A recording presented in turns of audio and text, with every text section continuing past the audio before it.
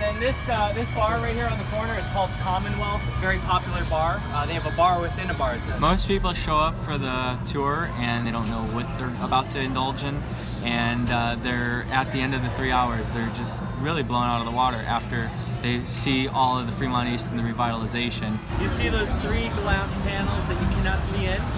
That used to be a members only bar called Tokyo 365. Limited to 10 seats. Membership started off at $1,200 a year. They don't really have an expectation, and so those expectations are very much exceeded because they don't really come with one. In the resorts, you know, there's barely any trash laying around. It's beautiful, it's very high end. And then you come downtown and you see people walking around, people that live in the area.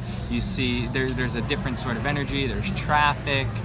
So it showcases a neighborhood that people really don't know that there is, and they love it because it's a whole different side to Vegas that they weren't aware of, and it speaks to them because, you know, it is where the locals go and people like to see a different side of Vegas. Now you want to eat the third one, the second, the fourth, and the first in that order.